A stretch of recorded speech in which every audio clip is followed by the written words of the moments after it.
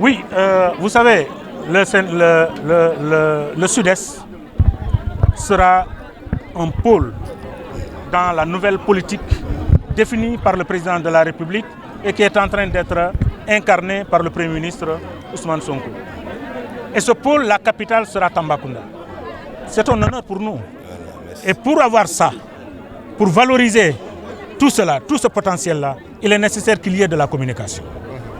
La communication est nécessaire dans tout processus, surtout dans le monde actuel où nous sommes, où la communication prend une vitesse exceptionnelle dans le cadre justement de la vulgarisation de certaines choses et de certaines, situations. Ce qui veut dire, récemment, dans le cadre de ma tournée nationale, j'ai consacré Tambacounda comme ma première étape.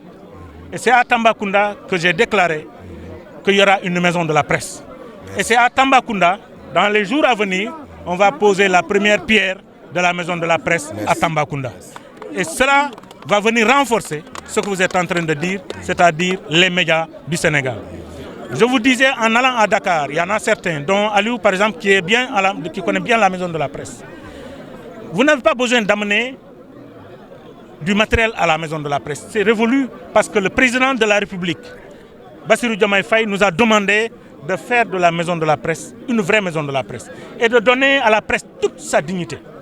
C'est la raison pour laquelle vous allez à la maison de la presse, vous verrez que le centre de formation et de perfectionnement a commencé son travail. Vous verrez également que toutes les chambres disponibles pour la presse sont en train d'être modifiées pour répondre aux exigences internationales.